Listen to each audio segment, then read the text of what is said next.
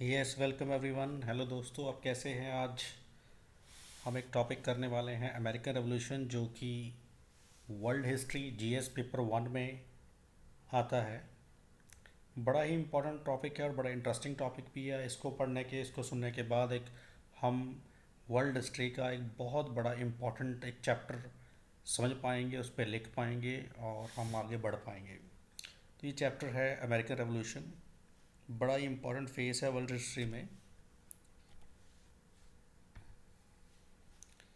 American revolution जो है 1776 में, 4 जुलाई 1776 में अमेरिका को आज़ादी मिली थी, ब्रिटेन से इंडिपेंडेंस मिली थी। और तब ये रेवोल्यूशन जो थी क्रिएट की गई थी। अब इसको जानने के लिए, समझने के लिए हमें ये भी समझना होगा कि ब्रिटेन ने कैसे अमेरिका को अपने इकोनॉमिक जो उसके एक्सप्लॉयटेशन किया, उसको कैसे अपने कंट्रोल में लिया, उसकी इकॉनमी, उसकी और चीज़ों को वो हम जानेंगे। तो बड़ा इम्पोर्टेंट चैप्टर है। तो अमेरिकन रेवोल्यूशन का सबसे पहले हम ये जान लेंगे कि इसका सिग्निफिकेंस क्या है, हम क्यों पढ़ेंगे, इसका मेन आइडिया क्या है। अमेरिकन रेवोल्यूशन मॉडर्न टाइम्स में वर्ल्ड में होने वाली पहली एक ऐसा इंसिडेंट या इवेंट है जिसने हमें रिपब्लिक कंसेप्ट दिया था, रिपब्लिक गवर्नमेंट का कंसेप्ट हमें दिया था। आप रिपब्लिक नेशन के बारे में जानते होंगे। रिपब्लिक कंट्री या कोई नेशन वो होता है जहाँ पे जो स्टेट ऑफ द हेड है वो इलेक्टेड होता है, उसको चुना जाता है। तो सेम वैसे ही अमेरिकन रेवोल्यूशन का जो ये मेन जो लेगेसी है पूरे वर्ल्ड को, ये जो कॉन्सेप्ट है रिपब्लिक गवर्नमेंट का, यहाँ से आया कि डेमोक्रेटिक सेटअप के ऊपर एक रिपब्लिक गवर्नमेंट का कॉन्सेप्ट जो इंस्पायर्ड था एनलाइटमेंट थॉट से, जिसके कुछ आइडियाज़ इतने एनलाइटमेंट से भरे हुए थे कि उसने ब्रिटिशर्स को अमेरिका से बाहर कर दिया और अमेरिका एक नेशन की तरह ग्रो कर गया, नेशन की तरह आगे बढ़ा। और इसका सबसे बड़ा एक और भी इम्पैक्ट है कि अमेरिकन रेवोल्यूशन का आगे जाके फ्रांस की हिस्ट्री और सोसाइटी पे बहुत इसका, उसकी पॉलिटी पे असर पड़ा, इम्पैक्ट पड़ा। और वहाँ पे फ्रांस में भी इसी तरह एक फ्रेंच रेवोल्यूशन हुई जिसने यूरोप को नहीं पूरे वर्ल्ड को आगे जाके इंस्पायर किया था। तो ये हम जानेंगे। प्लीज़ आप हमारा चैनल जो है इसको लाइक कीजिए और सब्सक्राइब कीजिए अगर आपको अच्छा लगता है। और अगर आपके कुछ डाउट्स हैं या कुछ पूछना चाहते हैं तो कमेंट सेक्शन में लिख सकते हैं। तो सबसे पहले हम ये जानते हैं कि अमेरिका बना कैसे है। ये आप सबको पता है, इसमें यूरोपियन सेटलमेंट्स हुई तो कैसे हुई। तो जैसे कि आपको पता है कि कोलंबस ने अमेरिका की डिस्कवरी की थी और उसके बाद वहाँ पे बहुत सारी यूरोपियन जो पॉपुलेशन थी वो शिफ्ट हुई, सेटलमेंट वहाँ पे हुई। तो इसके बारे में जानते हैं। जब पहले पहले अमेरिका डिस्कवर हुआ था तब तो वहाँ पे सिर्फ कुछ रेड इंडियंस या कुछ लोकल ट्राइबल कम्युनिटीज़ ही रहती थी। और कोलंबस ने तो एक खाली अपनी तरफ से खाली कॉन्टिनेंट या आइलैंड डिस्कवर कर लिया। और उसके बाद कुछ ऐसी चीज़ें हुई जिसके बाद ये एक जो माइग्रेशन थी यूरोप से अमेरिका की तरफ, ये फास्ट हो गई और बहुत से लोग माइग्रेट या शिफ्ट करने शुरू हो गए यूरोप से अमेरिकन कॉन्टिनेंट में। क्योंकि जो किंग जेम्स आए थे 1607 में, उन्होंने बहुत सारे रिलीजियस प्रोसेक्शन शुरू करती थी। और वहाँ पे एक तरह से दो चीज़ें हुई कि जो लोग किंग जेम्स की विचारधारा से या उसकी आइडियोलॉजी से जो मैच नहीं करते थे, उससे सहमत नहीं थे, उन लोगों को एक सज़ा के तौर पे या कह लो कि किसी तरह उसको एग्ज़ाइल में भेजा जाता था। तो वो अमेरिकन कॉन्टिनेंट में भेजा जाता था। इवन एक बार तो किंग जेम्स ने ऑफिशियल पॉलिसी चला दी थी कि जो लोग वहाँ जाएंगे, वहाँ सेटल होंगे, उनको कुछ इंसेंटिव दिए जाएंगे। तो बहुत से लोग जो थे इस तरह से अमेरिका में शिफ्ट हुए। लेकिन ज़्यादातर जो लोग हुए वो रिलीजियस फ्रीडम सीकर थे, जिनको उस समय की यूरोप की जो धार्मिक कट्टरता थी या रिलीजियस फ्रीडम चाहिए थी ऑर्थोडॉक्सी से, कंजर्वेटिव सोसाइटी से, उससे बचने के लिए बहुत से लोग जो फ्री माइंडेड थे, जो लिबरल सोसाइटी में बिलीव करते थे, जिनको लिबर्टी अलग तरह की चाहिए थी, वो यहाँ से यूरोप से शिफ्ट होके अमेरिका में बसने शुरू हो गए। इसमें ज़्यादातर लोग इंग्लैंड के थे, लेकिन इसके अलावा जर्मनी, फ्रांस, स्पेन और भी बहुत सारे पार्ट से यूरोप से बहुत से लोग वहाँ शिफ्ट हुए थे। इसी तरह सबसे पहले जो बड़े लेवल पे माइग्रेशन हुई है वो 1607 में कुछ लोग गए थे उनको पिलग्रिम फादर्स बोला जाता है, आपको स्क्रीन पे नज़र आ रहा होगा। तो ये उस समय अमेरिका के कुछ एरियाज़ हैं, प्लाईमाउथ, मैसेचुसेट्स, वहाँ पे ये शिफ्ट हुए थे। तो ये बड़े फ्री माइंडेड जो लिबर्टी सीकर थे, जिनको रिलीजियसली एक फ्रीडम चाहिए थी, रिलीजियस फ्रीडम सीकर थे, वो वहाँ शिफ्ट हुए थे ताकि वो अपनी मर्ज़ी से अपना जो लाइफ है उस तरीके से जी सके। इसके अलावा इनके साथ साथ ही बहुत सारे ट्रेडर्स जो व्यापार करना चाहते थे, इंडस्ट्रियलिस्ट थे, बहुत से लोग जो बिज़नेस करना चाहते थे वो भी शिफ्ट हुए। इस तरह से मेनली ये पिलग्रिम फादर जो हैं ये वहाँ पे गए थे यूरोप से अमेरिका। तो वहाँ पे फिर अमेरिकन सेटलमेंट जो थी बननी शुरू हो गई, बहुत से लोग वहाँ शिफ्ट होने शुरू हो गए। मैं कोई बहुत पुरानी बात नहीं कर रहा हूँ, ये सिर्फ 1600 की बात कर रहा हूँ। अमेरिका बिल्कुल खाली एक कॉन्टिनेंट है, यहाँ पे भी 16वीं सेंचुरी तक कोई ख़ास लोग है ही नहीं। कहाँ इंडिया से कंपेयर करेंगे तो 16वीं सेंचुरी में तो बहुत हम डेवलप्ड हो चुके हैं। इससे पहले भी चले जाएँ इंडिया में, अगर हम मॉडर्न टाइम में इंडस वैली सिविलाइजेशन के टाइम पे चले जाएँ या गुप्ता पीरियड में चले जाएँ, जो इससे भी हज़ारों 1500-2000 साल पुरानी बातें हैं, उसमें भी इंडिया में बहुत बड़ी डेवलपमेंट हो चुकी है। लेकिन अमेरिका अभी डेवलप हो रहा है। ये कंपैरिजन आपको कर रहा हूँ ताकि आपको ये चीज़ समझ में आए। तो जब ये जा रहे थे ये लोग जो प्लाईमाउथ से, और ये जो पहुँचे वहाँ पे जिसको हम पिलग्रिम फादर मैं बोल रहा हूँ, तो जब ये जा रहे थे तो इनको एक ड्रीम कंट्री के इनके ब्रेन में था, एक आइडिया था कि हमारा कंट्री ऐसा होगा, जिस कंट्री में जाएंगे वहाँ पे हम किस तरह रहेंगे और कैसा हमारा लिविंग स्टाइल होगा, लाइफ स्टाइल होगा। तो उन्होंने वहाँ पे एक बड़े आइडियल कंट्री की स्थापना की थी, क्योंकि इंग्लैंड में तो बहुत रिलीजियस परसेक्शंस हो रही थी और उस समय के हालात और आज के हालात बड़े सर्कमस्टेंस डिफरेंट हैं। और पोप वगैरह की या क्रिश्चियनिटी की, कैथोलिक चर्च की भी इंटरफेरेंस बहुत ज़्यादा थी और बड़ी टारनी और बड़े ही डिफरेंट करप्ट सिस्टम था वहाँ पे, जिससे लोग दुखी होकर वहाँ से ये लोग जा रहे थे जो फ्री माइंडेड थे। तो इन्होंने एक आइडिया बनाया था कि अगर हम अमेरिका में जाके कैसा कंट्री डेवलप करेंगे, उसका एक ड्रीम था उनके मन में। तो वहाँ वहाँ उन्होंने एक आइडिया, गवर्निंग आइडिया डेवलप किया और वहाँ पे एक रिटन डॉक्यूमेंट, उन्होंने गवर्निंग डॉक्यूमेंट तैयार कर लिया अमेरिका का कि जब हम वहाँ जाएंगे हमारा कंट्री कैसा होगा। That is called may flower compact document. तो मे फ्लावर कॉम्पैक्ट डॉक्यूमेंट उन्होंने तैयार कर लिया कि हमारा कंट्री एक रिपब्लिक कंट्री होगा या डेमोक्रेटिक होगा या क्या, उनके कुछ आइडियाज़ से मेनली वो एक लिबरल कंट्री की स्थापना करना चाहते थे।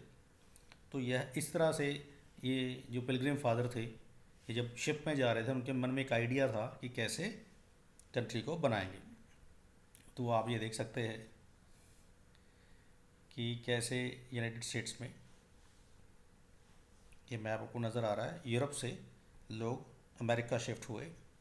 अब जब ये शिफ्ट होने शुरू हो गए तो ऐसा कुछ साल चला, धीरे धीरे बहुत से लोग वहाँ शिफ्ट हो गए और वहाँ बस गए। वहाँ पे उन्होंने अपने कुछ काम काज शुरू कर दिए, कुछ बिजनेसेस शुरू कर दिए, कोई एग्रीकल्चर शुरू कर दिया और एक अलग कंट्री की ओर बढ़ने लग पड़ा। तो धीरे धीरे वहाँ पे ईस्ट साइड पे, जो ईस्टर्न साइड है अमेरिका की, ईस्टर्न साइड, वहाँ पे 13 कॉलोनीज़ बन गई, 13 कॉलोनीज़ इसको बोलते हैं। यानी वहाँ पे लोग सेटल हो गए और ये अल्टीमेटली 13 कॉलोनीज़ 18 सेंचुरी आते आते ये डेवलप हो गई।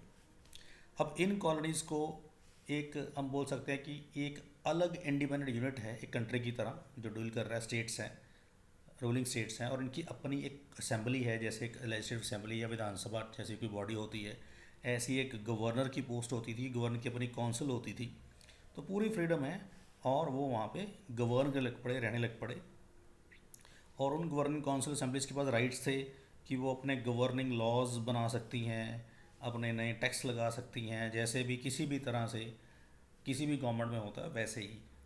लेकिन इसमें एक प्रॉब्लम थी कि वो लोग आए तो यूरोप से, मेनली इंग्लैंड से ही थे और इंग्लैंड अभी इन कॉलोनीज़ के ऊपर अपना एक इकोनॉमिक या पॉलिटिकल राइट खुद ही डिक्लेयर करता था हमेशा कि ये मेरे कंट्री इंग्लैंड का ही हिस्सा है और इंग्लैंड की पार्लियामेंट के ही रूल्स यहाँ पे जो है वो माने जाएंगे।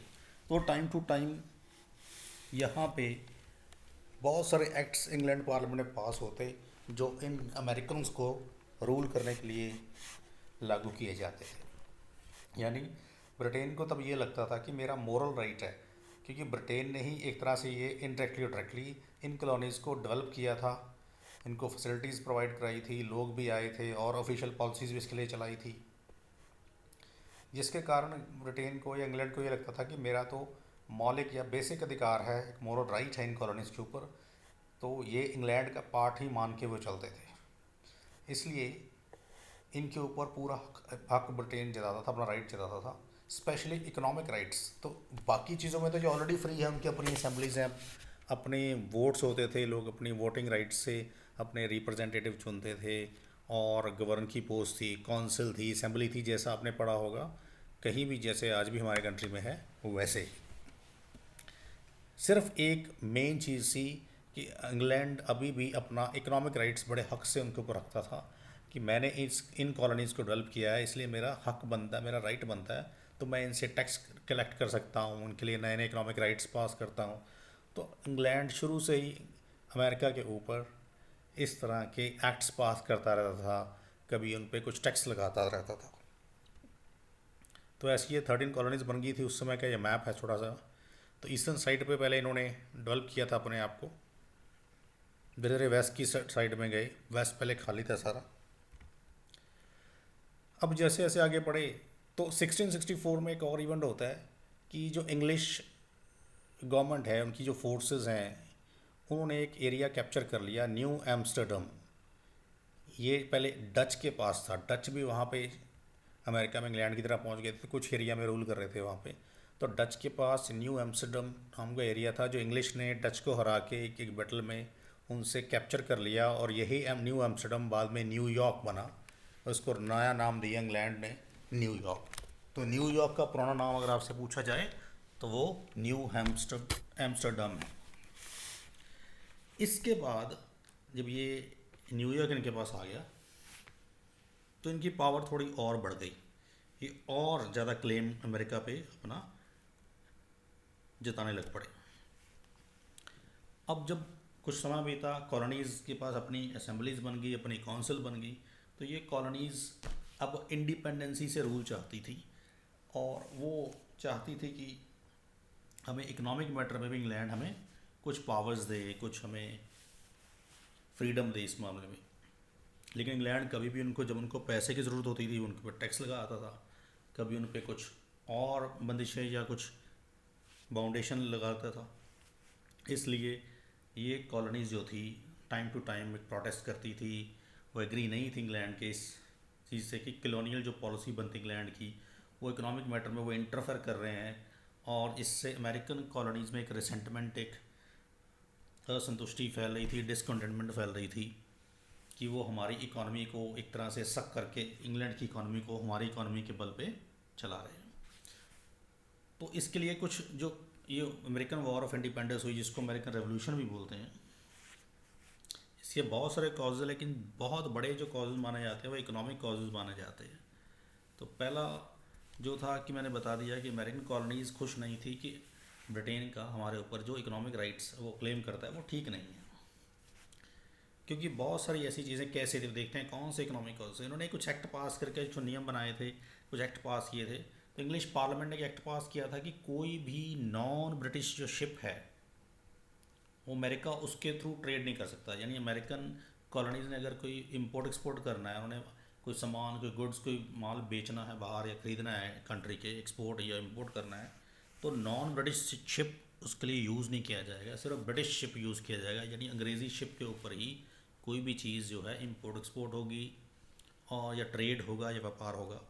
जब ब्रिटिश शिप के थ्रू ट्रेड होता था तो वो सिर्फ, और उसमें एक और चीज़ थी कि वो शिप जब भी अमेरिका से माल लोड करके, कुछ लोडिंग करके इंपोर्ट या एक्सपोर्ट के लिए जाएगा, तो पहले इंग्लैंड में जाएगा, वहाँ थोड़ी देर रुकेगा, और वहाँ से वो अपने उस कंट्री में जाएगा जहाँ पे उसकी डिलीवरी उस गुड्स की होनी है। कई बार तो ये चक्कर बहुत लंबा पड़ जाता कि जाना थोड़ी दूर होता था, लेकिन पहले इंग्लैंड जाना, वहाँ पोर्ट पे एंट्री करवानी, फिर वापस आना। तो इससे बहुत लंबा समय और टाइम और खर्च बढ़ जाता था ट्रेड का। तो ये पॉलिसी बहुत ख़राब थी, जिससे व्यापारी और ट्रेडर्स बहुत उनसे नाराज़ थे। इसके अलावा टबैको, कॉटन, शुगर, ये सिर्फ इंग्लैंड को ही एक्सपोर्ट किया जा सकता था। यानी टबैको अगर अमेरिका ने बेचना है, शुगर बेचनी है, कॉटन बेचना है, तो वो सिर्फ इंग्लैंड को दिया जाएगा, किसी और कंट्री को नहीं बेच सकते। इंग्लैंड आगे उसको एक्सपोर्ट करेगा फर्दर। तो इसके अलावा बहुत सारी हैवी ड्यूटीज़ जो थी इंपोर्ट ऑफ गुड्स पे लगती थी, जो कहीं से वो चीज़ें मंगाते थे बाहर से, उस पर ड्यूटी लगाते थे।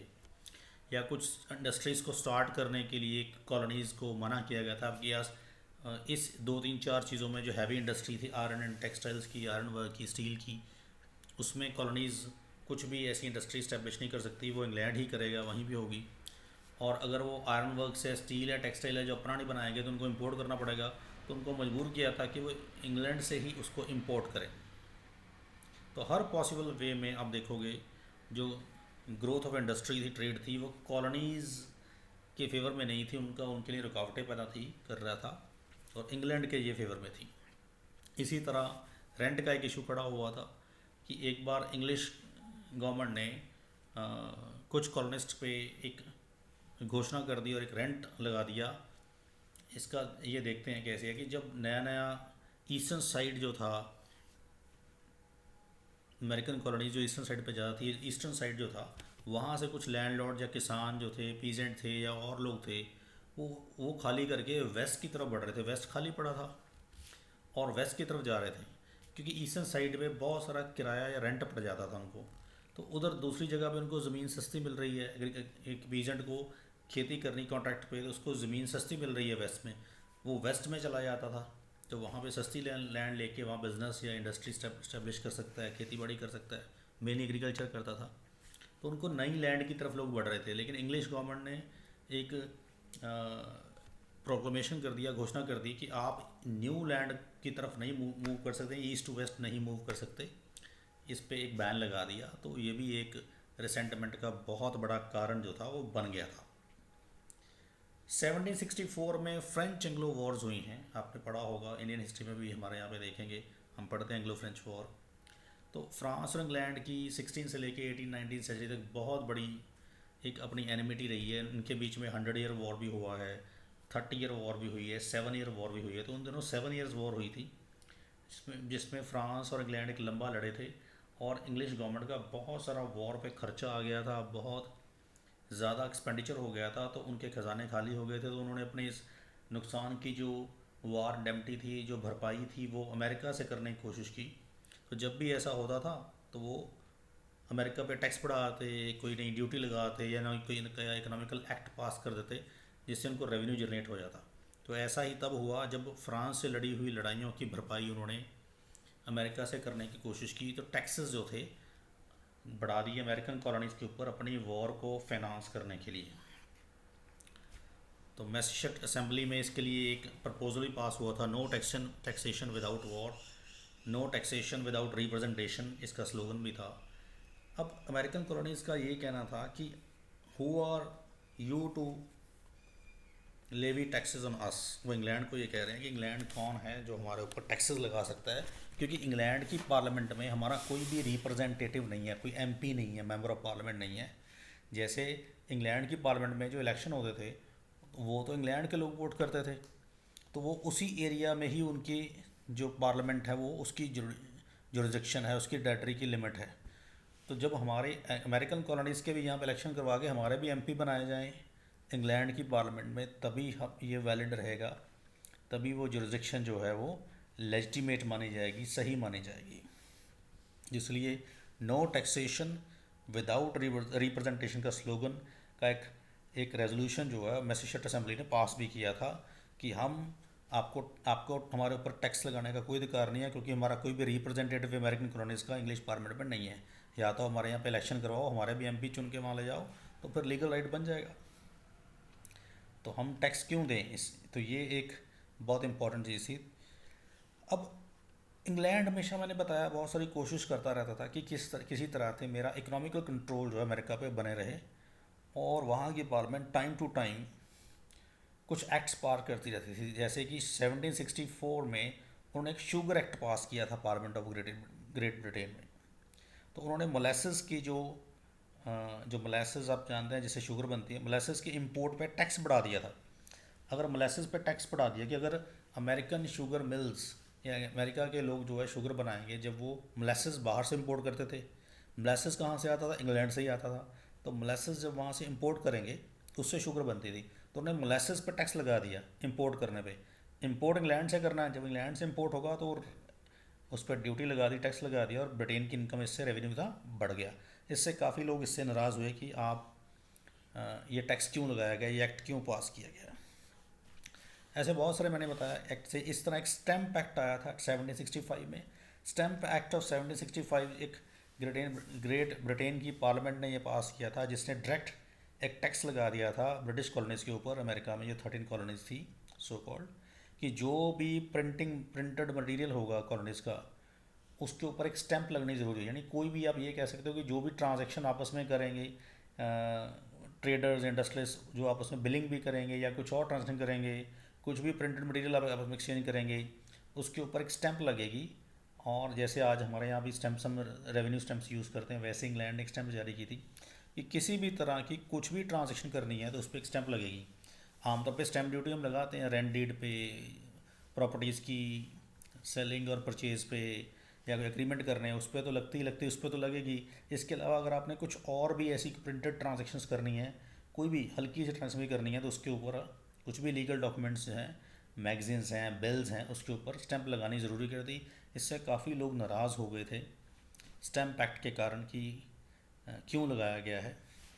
इसी तरह एक टाउन्स हैंड एक्ट्स इन्होंने पास किए थे। टाउन्स हैंड एक्ट 1767 में आए थे। इस एक्ट से एक टैक्स और ड्यूटी बढ़ गई थी। Glass, paint, lead, paper, tea ऐसी चीज़ों पर टैक्स लगा दिए थे, महंगा कर दिया। और ये ऐसी चीज़ें हैं, glass, paint, lead, paper, tea, जो अमेरिका में आम यूज़ की चीज़ें हैं, आम लोग यूज़ करते थे।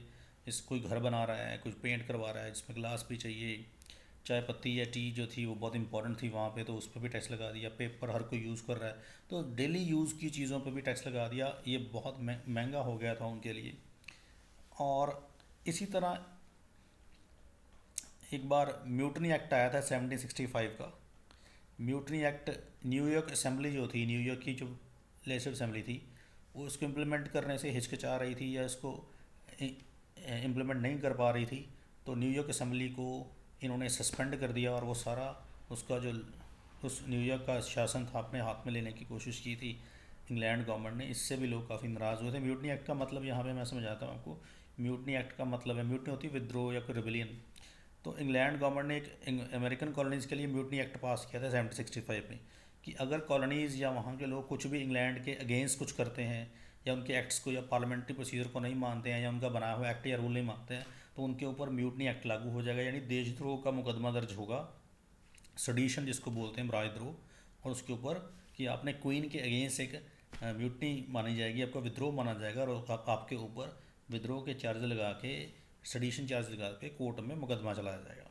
तो न्यूयॉर्क असेंबली ने इस एक्ट को, म्यूटनी एक्ट को मानने से मना किया था, या कुछ टाइम लगाया था, या हिचकिचा रही थी, तो उस समय उनको असेंबली को सस्पेंड भी कर दिया था। जो टाउन्स एंड एक्ट मैंने बताया, ये सीरीज़ ऑफ एक्ट थे बहुत सारे, इसमें रेवेन्यू एक्ट या और बहुत सारे एक्ट थे, ये ग्रुप ऑफ एक्ट्स था ये, तभी इसके पीछे एक्ट्स लिखा हुआ है, जिससे इन चीज़ों पे टैक्स तो लगा ही था, और भी बहुत सारी चीज़ें इसमें इन्वॉल्व की थी जिससे लोग नाराज़ हुए थे बहुत ज़्यादा। तो जब स्टैम्प एक्ट आया था 1765 का, तो लोगों ने बड़ा विद्रोह किया था। तो स्टैम्प एक्ट, स्टैम्प मिलेगी कहाँ से? कोई स्ट्रीट वेंडर, जैसे हम कोर्ट के बाहर जाते हैं, वहाँ पे नोटरी बैठे होते हैं, वेंडर्स बैठे बैठे होते हैं, जहाँ से हम कुछ लिखवाते हैं, एग्रीमेंट्स लिखवाते हैं, कोई रीड्स बनाते हैं, कोई स्टैम्प लेते हैं। तो वैसे ही वहाँ पे वेंडर्स बैठे थे वहाँ पे, तो उनको लोग, जो उनके ऊपर अटैक किए गए थे, ऐसे लोगों ने अमेरिका के, तो उससे एक संस्था बन गई थी, एक सिस्टम बना था, एक इंस्टीट्यूशन बना था, जिसका नाम था sons of liberty. Sons of liberty नाम का एक इंस्टीट्यूशन, एक स्टैम्प एक्ट के अगेंस्ट बना था, जिसके हेड थे सैमुअल एडम्स से, बहुत बड़ा नाम है सैमुअल एडम्स का वहाँ पे। तो सैमुअल एडम्स ने एक सन्स ऑफ लिबर्टी नाम की एक संस्था बनाई, जो एक देशभक्ति की पैरामिलिट्री फोर्स की तरह थी, जो पॉलिटिकल राइट्स को भी इंश्योर करती थी अमेरिकन्स की। एक देशभक्ति की भावना से इंस्पायर्ड थी कि हमें आज़ादी प्राप्त करनी है, और जो एक्सप्लोटेशन इंग्लैंड हम पे कर रहा है उसका मुकाबला करने के लिए ये बनी थी। इसका मोटो था, सन्स ऑफ लिबर्टी का जो स्लोगन था वो था, नो टैक्सेशन विदाउट रिप्रेजेंटेशन, कि हम आपको टैक्स नहीं देंगे जब तक हमारी आप कोई रिप्रेजेंटेशन इंग्लैंड पार्लियामेंट में फिक्स नहीं करते हैं। तो ये सन्स ऑफ लिबर्टी बनी थी। तो ये स्टैम्प एक्ट ऑफ 1765 के खिलाफ बनी थी। बाद में एक और बनी, डॉटर्स ऑफ लिबर्टी। तो ये इकट्ठी हो गई, sons and daughters of liberty, नीचे लिखा हुआ है। इसमें था कि सन्स मतलब जो यूथ है उस समय का, जो देशभक्ति थोड़ी जिनके मन में, और वो कंट्री के लिए कुछ करना चाहते हैं और इंग्लैंड का विरोध कर रहे हैं, वो जाते थे, प्रोटेस्ट करते थे स्टैम्प एक्ट्स के ख़िलाफ़, और जो वेंडर्स थे उनको उनकी स्टैम्प जलाते थे, फाड़ते थे, वेंडर्स को थोड़ा मारा पीटा भी जाता था। तो वो इस तरह की एक वेव, एक मूवमेंट चलाई थी उन्होंने। डॉटर्स ऑफ लिबर्टी का मतलब है कि जो लोग, जो वुमेन हैं, जो लेडीज़ हैं, वो उनके लिए, जो लोग ऐसा प्रोटेस्ट कर रहे हैं, उनके खाने पीने का, उनकी और डेली जो यूज़ की चीज़ें हैं उनको अवेलेबल करवाती थी, उनके कपड़े वॉश करना या उनको खाना बना के देना, तो वो उनका ये सेकेंडरी रोल था। तो ये एक संस्था बन गई थी स्त्री sons and daughters of liberty, जो विरोध करती थी ऐसे एक्ट्स का, स्पेशली स्टैम्प एक्ट का इन्होंने विरोध बहुत किया था। अब ये अमेरिकन रेवोल्यूशन का मेन इकोनॉमिक जो ये राइट्स थे, जो इंग्लैंड से अमेरिका के लोग, जो कॉलोनीज़ के लोग जो थे, डिमांड कर रहे थे। तो अमेरिकन रेवोल्यूशन का एक और बड़ा कारण ये भी है कि बहुत सारे थिंकर्स और फिलासफर का भी रोल रहा है। तो बहुत सारे थिंकर्स और फिलासफर जो थे, उन्होंने भी इसके लिए काफ़ी एक्टिविटीज़ की थी। उनमें से एक बहुत बड़ा नाम है थॉमस पेन। ये थॉमस पेन की आपको पिक्चर नज़र आ रही है। इनके दो पैम्फलेट बड़े फेमस हुए थे, कॉमन सेंस, एक द अमेरिकन क्राइसिस, जिसने लोगों को काफ़ी इनकरेज किया था, उनको अलाइटन किया था, उनको जागरूक किया था। तो ऐसे बहुत सारे फिलासफर्स, किसी भी सोसाइटी में आप पढ़ेंगे, जब भी कोई रेवोल्यूशन आती है तो उसके पीछे कुछ थिंकर्स और फिलासफर्स होते हैं जो अपनी राइटिंग्स के थ्रू, अपनी कुछ पब्लिशिंग के थ्रू लोगों को जागृत करते हैं। जैसे इंडिया में भी राजा राम मोहन राय थे, या बहुत सारी और ऐसी ऑर्गेनाइजेशंस और इंस्टीट्यूशंस बने इंडिया में उस समय। थिंकर्स पैदा हुए जिन्होंने हमें इंस्पायर किया, जैसे स्वामी विवेकानंदा की थॉट्स बहुत इंपॉर्टेंट मानी जाती हमारे फ्रीडम स्ट्रगल के लिए इंडिया में। ऐसे ही थॉमस पेन थे वहाँ पे, जिन्होंने कॉमन सेंस नाम का एक पैम्फलेट निकाला था, और एक अमेरिकन क्राइसिस नाम का भी एक पैम्फलेट बाद में निकाला था। इसी तरह जॉर्ज वाशिंगटन का नाम आप सुनते होंगे, जो अमेरिका के फर्स्ट प्रेसिडेंट भी थे और एक अमेरिका के पॉलिटिकल लीडर भी रहे हैं। और ये अमेरिकन मिलिट्री जो इंग्लैंड के अगेंस्ट खड़ी हुई थी रेवोल्यूशन में, उसके मिलिट्री जनरल थे, कमांडर इन चीफ थे ये, और बहुत बड़े स्टेट्समेंट्स भी माने जाते हैं। One of the founding father हैं ये अमेरिकन रेवोल्यूशन के, और फर्स्ट प्रेसिडेंट बने थे यूएसए के। और इन्होंने 1789 से 1797 तक प्रेसिडेंट की पोस्ट पे ये रहे हैं वहाँ पे। उसके पहले ये मिलिट्री फोर्सेस को लीड करते रहे हैं, पैट्रियट फोर्सेस को, जब ये आज़ादी की लड़ाई इंग्लैंड के खिलाफ लड़ रहे थे। साथ में आपको एक फोटो पिक्चर नज़र आ रही है बेंजामिन फ्रैंकलिन की। ये भी 6 प्रेसिडेंट बने थे पेनिसिल्वेनिया के, और ये भी बहुत बड़े एक लीडर रहे हैं इस पूरी अमेरिकन रेवोल्यूशन के।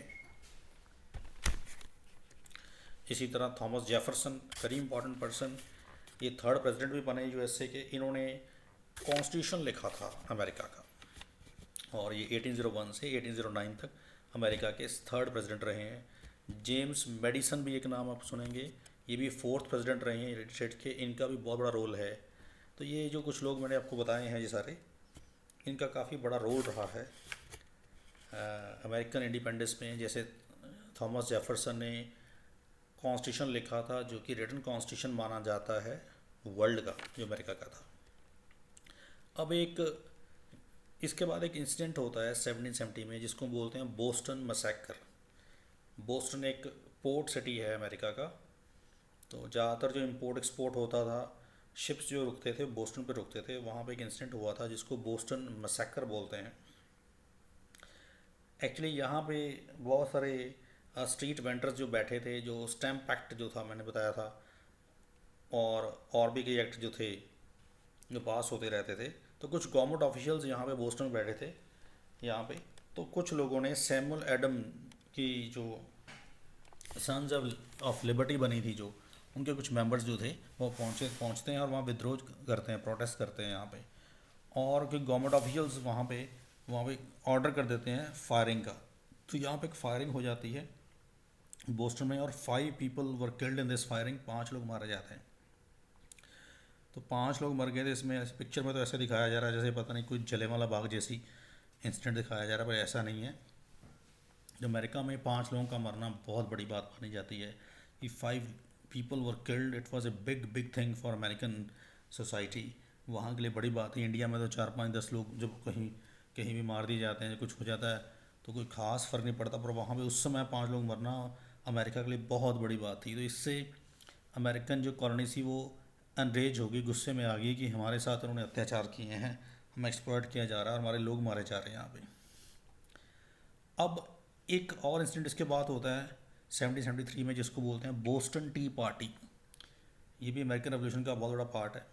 अब ये बोस्टन टी पार्टी का मतलब ये नहीं है कि वहाँ पे कोई टी पार्टी एक्चुअली में हुई थी, ऐसा नहीं था। इसका मतलब ये है, बताते हैं आपको भी, कि ब्रिटेन गवर्नमेंट ने कुछ टैक्स लगा दिए थे चाय पत्ती के ऊपर, टी के ऊपर। एक्चुअली ईस्ट इंडिया कंपनी चाय का व्यापार करती थी पूरे वर्ल्ड में, आपको पता है, इंडिया में भी रूल करके गई है। तो उस समय बहुत सारी ईस्ट इंडिया कंपनी के पास बहुत सारी टी का स्टॉक पड़ा था, स्टोर पड़ी थी वो, और वो इंडिया में बेचने के लिए भेजी गई थी। लेकिन इंडिया पे वो ज़्यादा बिकी नहीं थी वहाँ पे, या ज़्यादा बिक नहीं रही थी। इंडिया में उगाते भी थे, प्रोसेस भी करके फिर वापस लाते थे। तो बहुत सारे किसी कारण से वो टी की जो डिमांड थी वो कम हो गई थी और बिक नहीं पा रही थी। तो जो किंग थे इंग्लैंड के, उन्होंने फिर इसका हल निकाला, एक बड़ा ही स्मार्ट वर्क किया। उन्होंने एक गोली से दो निशाने लगाने की कोशिश की थी। उन्होंने कहा कि ऐसा करो, ये जो इंग्लैंड ने सोचा कि ये टी जो है ईस्ट इंडिया कंपनी की, इसको अमेरिका भेज दिया जाए और उसके ऊपर टैक्स लगा दिया जाए। इसके पीछे दो कारण थे। नंबर वन, जब बोस्टन मसैकर हुआ था तो लोगों पर बड़ा गुस्सा आ गया था इंग्लैंड के प्रति, और लोगों ने इंग्लैंड के किंग को एक तरह से अपना किंग मानना बंद करना शुरू कर दिया, उसको डिसोबे कर रहे थे। और अब उनकी हिम्मत नहीं पड़ी थी कि मैं इंग्लैंड जो था वो दोबारा वहाँ पे कुछ एक्ट बना के कुछ उनके ऊपर इकोनॉमिक कोई राइट्स अपने जता सके। लोगों को लगता था कि अब इंग्लैंड पीछे हटेगा, बोस्टन मैसेकर के बाद विद्रोह बहुत हुआ था। लेकिन इंग्लैंड एक तरह से इंसल्ट फील कर गया था किंग यहाँ पे, कि मेरा ऑर्डर नहीं माना जा रहा है इंग्लैंड में। तो इसकी ईगो क्राइसिस भी आ गया था, जिसके कारण इंग्लैंड के जो किंग थे अब 1-2 साल तक चुप करके बैठे। तो बहाना ढूंढ रहे थे कि हम कैसे अमेरिका पे दोबारा अपना हक जताएं। तो मैंने बताया, इंग्लैंड पहले से शुरू से ही सोचता था कि मेरा इकोनॉमिक राइट्स के ऊपर मेरे राइट्स हैं अमेरिका के ऊपर, मैं तो वो लगाता रहूँगा टैक्स और ये एक्ट्स पास करता रहूँगा। तो उनको बहाना ढूंढ रहे थे। तो ये जब चाय पत्ती का इशू खड़ा हुआ तो इंग्लैंड के किंग ने एक तीर से दो निशाने लगाए। एक तो वो ईस्ट इंडिया कंपनी लॉस में जा रही थी, उसकी चाय पत्ती बिकवानी थी, उन्होंने अमेरिका में भेज दी कि वहाँ के लोगों को पिलाइए, वहाँ बेचिए और वहाँ पर टैक्स लगा दीजिए उसके ऊपर। तो एक तरह से टैक्स भी लगा दिया, उससे इंग्लैंड की इनकम भी बढ़ जाएगी, कंपनी भी इकोनॉमिक क्राइसिस से बाहर आ जाएगी। दूसरा, अपना हक भी जता दिया कि अभी भी इकोनॉमिक राइट्स जो हैं इंग्लैंड के पास हैं अमेरिका के, वो टैक्स लगा सकते हैं और किंग की ही चलेगी, वही इसका सुप्रीम ऑर्डर उसका अभी भी चलेगा। तो उन्होंने टैक्स लगा दिए। लेकिन इस ऑर्डर को मानने से कि आपने चाय पत्ती पे टैक्स क्यों लगाया, यहाँ क्यों बेच रहे हो हमारे यहाँ पे, हम इसको नहीं मानते। तो बड़ी कॉलोनी जो सेवरल कॉलोनीज थी उस समय, उन्होंने उस चाय पत्ती को ख़रीदने से यहाँ पे अनलोड करने के लिए मना कर दिया कि इंग्लिश शिप्स जब आएंगे चाय पत्ती लेके टी आएंगे तो उसको अनलोड नहीं होने देंगे, वैसे ही वापस भिजवाएंगे। तो ऐसा ही हुआ बोस्टन में 1773 में। कुछ शिप्स वहाँ पे आए और जहाँ पे चाय पत्ती डिब्बों में बनती, उस जो उस डिब्बों को हम बोलते हैं चेस्ट, तो बहुत सारे चेस्ट थे जिसमें वो चाय पत्ती थी। तो बोस्टन में जब आया शिप, तो वहाँ के गवर्नर ने ऑर्डर किया कि शिप टू बी अनलोडेड, इसको अनलोड किया जाए। लेकिन तब सन्स ऑफ लिबर्टी जो मैंने संस्था बताई थी, उसके हेड थे सैमुअल एडम, उनकी लीडरशिप में कुछ लोग वहाँ पे आए और एक ग्रुप ऑफ सिटीजन्स वहाँ पे आए। तो उन्होंने अमेरिकन इंडियंस की जैसे ड्रेस पहनी थी। अमेरिकन इंडियंस होते हैं मगर जो ट्राइबल इंडियंस हैं उनके जैसी ड्रेस पहनी थी कि हम यहाँ के मूल निवासी हैं, आप यहाँ पे कुछ भी ऐसा नहीं कर सकते, हम इस चाय पत्ती को यहाँ अनलोड नहीं होने देंगे। और वो शिप के ऊपर चढ़े और उन्होंने जितने भी चाय पत्ती के डिब्बे थे, चेस्ट थे, टी चेस्ट थे, उनको उठा के they started dropping in the sea, Boston sea के किनारे या वहाँ पे फेंकना शुरू कर दिया। और they dumped all the crabs and chest into the water of sea. This incident is popularly known as Boston tea party. तो सारे चाय पत्ती के सारे डिब्बे थे वो उसमें फेंक दिए। तो English government then close the port of Boston, वो बोस्टन का पोर्ट जो था वो बंद कर दिया सारे ट्रेड के लिए। और टेम्पररी वहाँ पे ये मान लीजिए एक तरह से एक अपराइजिंग होगी कॉलोनीज़ में। अब ये मामला बढ़ गया और आगे बढ़ गया। अल्टीमेटली अब जो 13 कॉलोनीज़ थी उनको लगता है कि अब कोई कंक्रीट स्टेप लेना पड़ेगा, बहुत देर होगी, अब ऐसा कुछ हो नहीं रहा है। तो उन्होंने एक मीटिंग बुलाई, इसको बोलते हैं फर्स्ट कॉन्टिनेंटल कांग्रेस, ये sometime we call it Philadelphia conference. तो एक अमेरिका की एक स्टेट थी फिलाडेल्फिया, वहाँ पे ये मीटिंग ऑर्गेनाइज़ की गई थी वहाँ की असेंबली में। यहाँ पे 12 ब्रिटिश अमेरिकन कॉलोनीज़ ने पार्ट लिया था। सिर्फ जॉर्जिया एक स्टेट यहाँ पे नहीं थी जो कॉलोनी थी, वो बाद में इनके साथ आई। तो यहाँ पे इस फर्स्ट कॉन्टिनेंटल काउंसिल जो हुई थी, कांग्रेस की जो मीटिंग हुई थी 1776 के जनवरी में ये हुई थी कि आज के बाद हम कोई भी टैक्स जो इंग्लैंड लगाएगा वो पे नहीं करेंगे, क्योंकि इंग्लैंड हमारे ऊपर कोई भी मोरल राइट नहीं रखता है टैक्स लगाने का। तो उन्होंने इंग्लैंड ब्रिटेन के किंग को ये एक अपील की थी कि हमारे ऊपर अब आपका कोई हक नहीं है टैक्स लगाने का, आप ना लगाइए, और हमारे ट्रेड और इंडस्ट्रीज पे भी आपको कोई जो रिस्ट्रिक्शंस हैं, पाबंदियां हैं, वो ना लगाइए। तो ये अपील की थी इंग्लैंड ने अमेरिकन कॉलोनीज़ ने इंग्लैंड को, सॉरी, जो ये इस फर्स्ट कॉन्टिनेंटल कांग्रेस में ये फैसला लिया गया। तो जब इन्होंने ये ऐसी अपील की और एक लेटर भेज दिया वहाँ पे लिख के रिटर्न फॉर्म में कि हम आपके पास टैक्स नहीं देंगे और आपका कोई हक नहीं बनता है, और क्योंकि हमारी कोई रिप्रेजेंटेशन नहीं है, हमारे कोई एमपीज़ वहाँ पे नहीं है, तो हम क्यों टैक्स देंगे। और अगर कोई टैक्स लगेगा भी तो वो हमारी मंजूरी के बिना, हमसे कंसेंट लिए बिना नहीं लगेगा। जब किंग के पास, जेम्स के पास ये सारा मामला पहुंचा, उसको लगा मेरी इंसल्ट हो गई है, उसने इसको ऐसे म्यूटनेस के विद्रोह मान लिया कि ये तो वहाँ के लोगों ने विद्रोह कर दिया है, ये वहाँ के लोगों ने विद्रोह कर दिया है, एक प्रोटेस्ट कर दिया है जो कि मेरी इंसल्ट भी है और ये एक देशद्रोह भी है, सेडिशन भी है, कि तो ये 13 कॉलोनीज ऐसा नहीं कर सकती। तो उसने अपना वहाँ पे सुपरमेसी जताने के लिए अपने ट्रूप्स, अपने सैनिक भेज दिए कि ये रिवोल्ट है, इस रिवोल्ट को दबाओ। ऐसा वो कॉलोनीज़ कैसे कर सकती हैं। ये कॉलोनीज़ अलग अलग थी पर आज़ादी की लड़ाई के लिए इकट्ठी हुई थी। 13 कॉलोनीज़ की इकट्ठे मिलके हम कॉमन ग्राउंड पे, हम फ्रंट पे आके इंग्लैंड से पीछे छुड़ाएंगे। ये 13 कॉलोनीज़ ने फिर ये प्रपोज़ल भेज दिया कि हम आपको नहीं मानते हैं। तो किंग ने वहाँ पे अपने ट्रूप सैनिक भेज दिए, जिससे अमेरिकन जो रेवोल्यूशन थी वो शुरू होती है। 13 कॉलोनीज़ ने भी अपने, क्योंकि फुल फ्लेज गवर्नमेंट थी ये भी अपनी एक तरह की, इनकी अपनी असेंबलीज़ हैं, अपना सिस्टम है, इन्होंने भी एक अपनी मिलिट्री ट्रूप्स, एक टुकड़ियाँ तैयार कर ली, एक लोकल ट्रूप्स, एक मलेशिया तैयार कर लिया जो लड़ेगा किंग की फोर्सेस से, ताकि ब्रिटिश ट्रूप्स को काउंटर किया जा सके।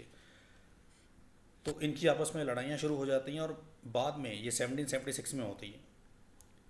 और बाद में फ्रांस की फोर्सेस भी अमेरिका को सपोर्ट करती हैं। फ्रेंच फोर्सेस लेटर स्टेज में यहाँ पे आती हैं और अमेरिका के साथ सपोर्ट करते हैं, उनको हेल्प करती हैं इंग्लैंड से आज़ादी प्राप्त करने में।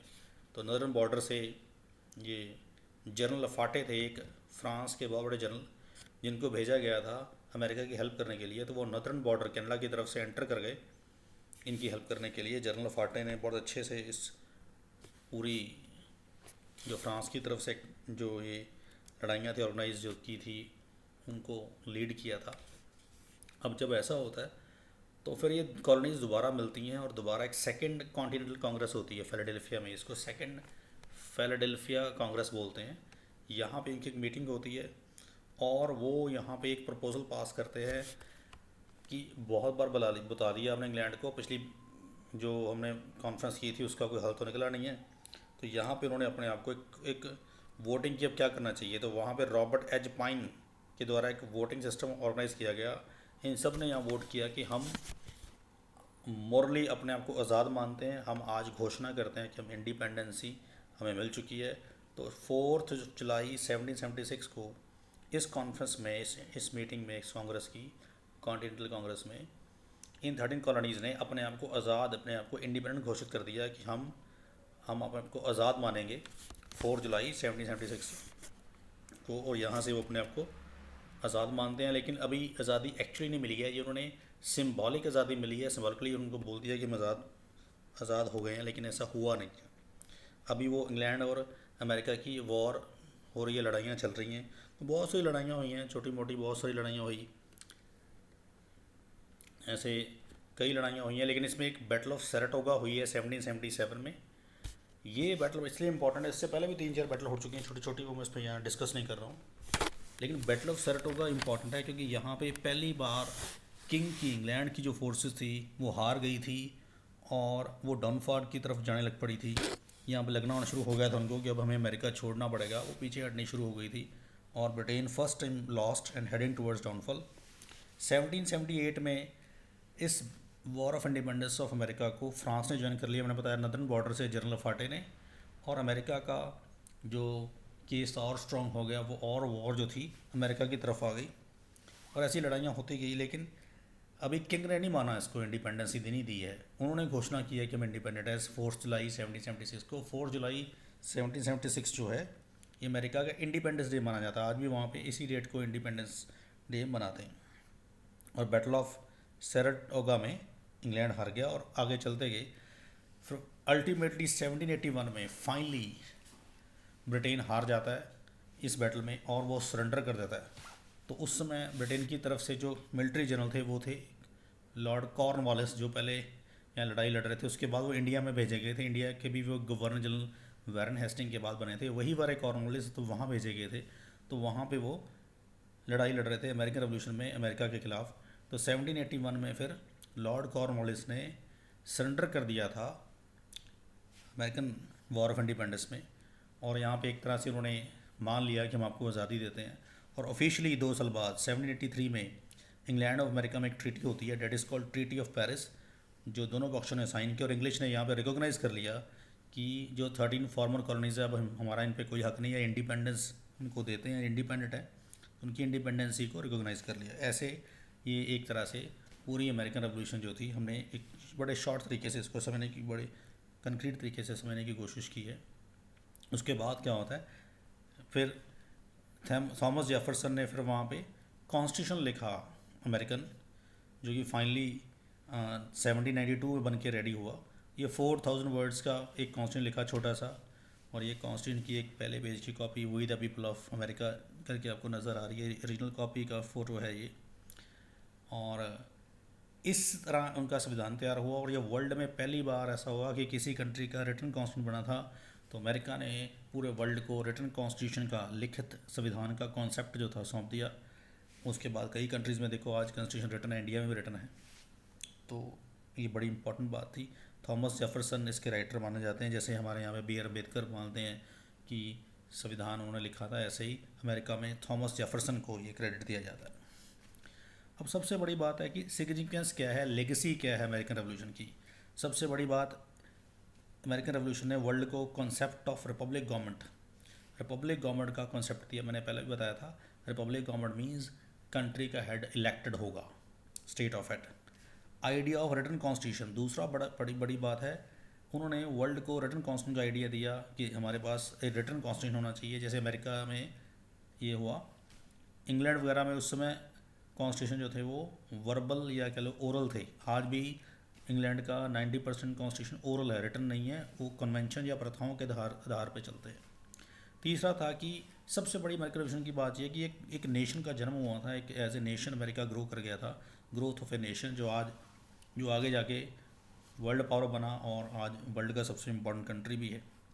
तीसरा चौथा इसमें है कि अमेरिकन रेवोल्यूशन ने एक और कंसेप्ट दिया था, सेपरेशन ऑफ पावर्स, कि जो सेपरेशन ऑफ पावर्स होनी चाहिए, यानी ये जुडिशरी है, लेजिस्लेचर है, एग्जीक्यूटिव है, इनका आपस में कोई, इनकी पावर्स जो है वो इंटरफेयर ना करे, इंटरफ्रेंस नहीं होनी चाहिए, अलग अलग होनी चाहिए। जैसे आज हमारे यहाँ पे इंडिया में judiciary, supreme court, high court अलग है, उनके अपने जुरिडिक्शन है।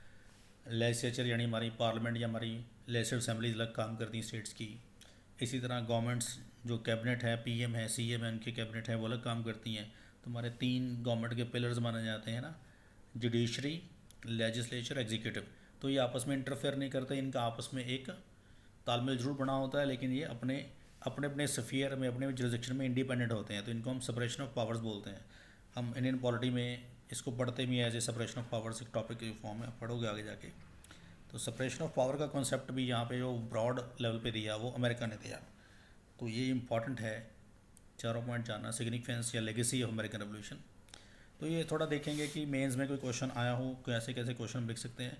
तो ये 2013 का क्वेश्चन है, American revolution was an economic revolt against mercantilism substantiate. 200 words में ये क्वेश्चन आया हुआ है। दूसरा क्वेश्चन आप लिख सकते हैं, डिस्कस द लेगेसी और significance of American revolution to world को अमेरिकन रेवोल्यूशन ने क्या दिया है, मैंने भी डिस्कस कर ही लिया आपके साथ। या आप लिख सकते हैं कि throw light on the cause of American revolution के क्या कारण थे, वो हमने भी डिस्कस किए हैं। आप ये भी क्वेश्चन लिख के देख सकते हैं। ये तीनों क्वेश्चन आप 200 वर्ड में लिख सकते हैं। मैं थोड़ा सा आपको बताता हूँ, जो क्वेश्चन नंबर 1 मैंने लिखा है जो 2013 में आया भी हुआ है, इसका थोड़ा सा मैं आपको आइडिया देता हूँ कि कैसे आपने स्टार्ट करना है। तो इस क्वेश्चन को का एक स्केलेटन आंसर आप कैसे बनाते हैं। सबसे पहले जब क्वेश्चन आप स्टार्ट करेंगे तो आप ये डिफाइन कर सकते हैं कि मर्केंटाइलिज्म क्या है। क्योंकि क्वेश्चन पढ़िए दोबारा से, American revolution was an economic revolt against mercantilism substantiate. तो हमने इसको 200 वर्ड्स में लिखा है। तो सबसे पहले एक तो वर्ड इसमें अमेरिकन रेवोल्यूशन आ रहा है, फिर इकोनॉमिक रिवोल्ट हो रहा है, फिर किसके खिलाफ है, मर्केंटाइलिज्म। तो हमने अमेरिकन रेवोल्यूशन, इकोनॉमिक रिवोल्ट और मर्केंटाइलिज्म के दायरे में रहना है, इसी के स्फीयर में रह के ये आंसर लिखना है। तो सबसे पहले you can define what is mercantilism. ये मर्केंटाइलिज्म होता क्या है ये आप लिख सकते हैं। मर्केंटाइलिज्म होता है जब कोई कंट्री अपने व्यापारी अपनी इंडस्ट्रीज़ को बढ़ावा देने के लिए दूसरी कंट्री के ऊपर टैक्स लगा दे या उनकी इकॉनमी को निचोड़ के अपनी इकॉनमी की तरफ ले आए, इसको मर्केंटाइलिज्म बोलते हैं। जैसे इंग्लैंड इंडिया में करता था कि अपने इंडस्ट्रियलिस्ट और व्यापारी वर्ग को खुश करने के लिए वो इंडिया की टेक्सटाइल्स के ऊपर टैक्स लगाते थे, हमारी आर्टिसंस के ऊपर टैक्स लगाते थे, और वहाँ की जो उनकी जो नीति जो पॉलिसी बनती थी वो इंग्लैंड के इंडस्ट्रीज को ध्यान में रख के बनती थी, ना कि इंडिया के। इसको मर्केंटाइलिज्म बोलते हैं। ऐसे ही अमेरिका और में भी करता रहा इंग्लैंड, तो वो आप डिफाइन कर सकते हैं। इसके अलावा इकोनॉमिक ऑपरेशन जो इंग्लैंड ने अमेरिका पे किया उसको आप थोड़ा सा इसमें लिखेंगे कि उन्होंने कैसे एक्सप्लॉइट किया।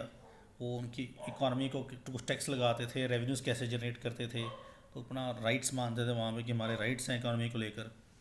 इसके अलावा अब यहाँ पे ये भी बताएंगे कि उन्होंने कौन कौन से एक्ट्स पास किए जो इकोनॉमिक राइट्स एक्ट्स थे। जैसे टाउनसेंड एक्ट था, टाउनसेंड स्टैम्प ड्यूटी एक्ट था, शुगर एक्ट था, वगैरह वगैरह जो उन्हें पढ़े हैं उस पर आप उनको मेंशन करेंगे, उसको लिखेंगे। तो एंड पे कंक्लूड कर सकते हैं कि अमेरिका जो है चाहे कुछ भी है, इकोनॉमिक रिवोल्ट था, लेकिन इसने सिर्फ इकोनॉमिक रिवोल्ट की अकेली बात नहीं करनी पड़ेगी, आपको आंसर 360 डिग्री लेवल पे देना पड़ेगा। हर चीज़ को थोड़ा थोड़ा मेंशन करना पड़ेगा। ठीक है, वो इकोनॉमिक्स राइट्स के अगेंस्ट थी ये सारी लड़ाई, लेकिन साथ में अमेरिका ने सिर्फ इकोनॉमिक्स राइट्स की नहीं, वर्ल्ड को उन्होंने अपने लिए इकोनॉमिक्स राइट्स की ओर नहीं कराया, बल्कि वर्ल्ड को separation of power, Republic nation, return constitution, ये सारा हमें एक कॉन्सेप्ट वर्ल्ड को दिया है। इसको देख के फ्रांस में रेवोल्यूशन हुई, फ्रेंच रेवोल्यूशन, इसको देख के आगे और लोग कंट्रीज़ में हुई और पार्लियामेंट्री प्रोसीजर स्टार्ट हुआ, डेमोक्रेसी स्ट्रेंथन हुई। तो ये भी अमेरिकन रेवोल्यूशन का एक निचोड़ है। तो आपको कंक्लूजन में लिखना होगा, आपको सिर्फ इकोनॉमिक ऑपरेशन तक सीमित नहीं रहना है, आपको ये भी लिखना पड़ेगा कि थोड़ा अमेरिका ने separation of power, Republic nation, return constitution का जो कॉन्सेप्ट है वो दिया है वर्ल्ड को। एक हॉलिस्टिक सपोर्ट आपको मिल जाएगी, इससे अपने आंसर को ओवरऑल सपोर्ट मिल जाएगी, इससे आपका आंसर बन जाएगा। चाहे उसने मैंने सिर्फ इकोनॉमिक रिवोल्ट की बात की है, लेकिन कंक्लूजन में आप थोड़ा सा आप बताओगे और भी चीज़ों को मेंशन जो मैंने बताई है वो करोगे। इसमें याद रखिए आपका आंसर जो है वो सिर्फ 200 वर्ड्स में होना चाहिए। कई बार बच्चे बहुत बड़ा आंसर लिख लेते हैं, और किसी इस तरह से लिखिए कि अब थोड़ा हर चीज़ को टच किए। जैसे हमने इस एरिया में हमने मर्केंटाइलिज्म के बारे में बात की, इकोनॉमिक ऑपरेशन कैसे हो रहा था ये भी बात की, हमने सारे एक्ट भी डिफाइन किए, और एंड पे हमने ये भी दिया कि अमेरिकन रेवोल्यूशन ने हमें दिया क्या है।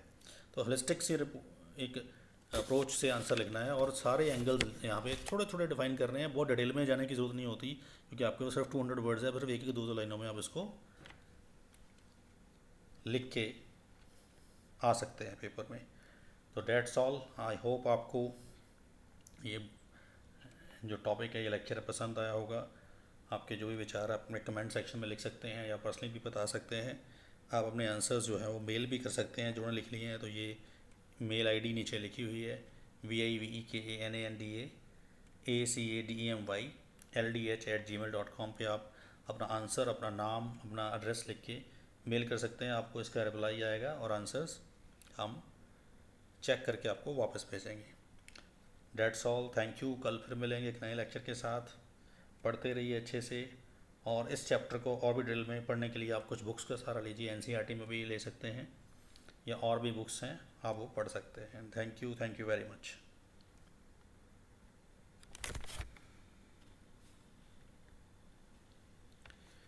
प्लीज़ हमारा ये अगर आपको अच्छा लगे तो इसको सब्सक्राइब ज़रूर करिएगा।